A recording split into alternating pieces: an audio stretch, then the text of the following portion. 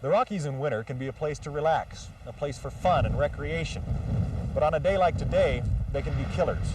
A sudden storm can blow in, the weather can change, and suddenly you could find yourself forced to spend the night in the Rockies. Being prepared for that is what this story is all about. We're in Rocky Mountain National Park, alongside Trail Ridge Road. The road, of course, is closed. We hiked in. Now, late in the day, we must find shelter for the night. Shelter in the snow, a snow cave. The cave will protect us from the 60-mile-an-hour winds, winds which drive the chill factor to 30 below zero. Our guide and teacher is Mike Donahue. He runs the Colorado Mountain School in Estes Park and is an expert on outdoor survival. It's going good. There's one hard layer where the wind blew and the sun melted before this last storm. But other than that, it's coming out pretty easy. I think we'll have a good one. Notice the clothing, nylon pants and jackets that cut the wind while we dig, and underneath them, layers of wool.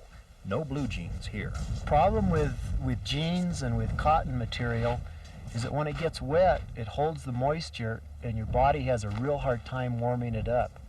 If you wear wool, the wool holds some moisture, but it also retains heat when it's wet. But Donahue says stopping the wind is most important. If you have a big fluffy down jacket and you have conditions like this out, the wind is just going to rob the heat right through the jacket, which means you're going to lose the effect of the down. The wind gear holds the heat in and blocks the wind. So you're much better off with wind gear and almost no clothes underneath than you are with a lot of clothes and no wind gear. Even with wind gear, it's hard to survive overnight without shelter. Tomorrow, more about living in luxury in a snow cave. In Rocky Mountain National Park, John Scott, 9 News, Northern Bureau. Finding the site for your snow cave is easy enough. Look for a deep drift behind a rock outcropping or behind a tree. The hard part is the digging. Shovels are nice, but don't think you need to carry a grain shovel along on your next backcountry trip. You can dig with a ski, a snowshoe, even a stick. Anything to get you out of the wind. Come in, if it's good, I'll give you a shelter from the storm. It's pretty severe. We wouldn't want it to be much worse. If it was much worse, we couldn't be taking as long a turn out there shoveling snow. We'd have to rotate real quickly. Come in here, warm up, go back out there and let another person come in and warm up. Finally, after 3 hours of digging, a chance to sit back and deal with smaller projects, like a water bottle that's frozen solid. No problem, just scrape a little snow off the walls to melt over a cook stove.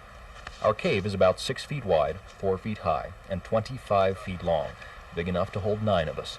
It's not exactly warm, but it beats being outside. What do you think the chill factor is right now? It's about 30 to 40 below. And inside here, it's probably about 30 above. So there's a difference of about 60 degrees between in here and outside. We spend the night here, comfortable, while the blizzard outside continues, blocking our entrance with a new drift of snow. By morning, we're all but shut in. To get home, we have to break out. But still, our cave has served its purpose. Our guide, Mike Donahue, says knowing how to build one of these is more important than knowing how to build a fire. If you try and build a fire, then you're out in the open, and you're using a lot of energy to get the fire going.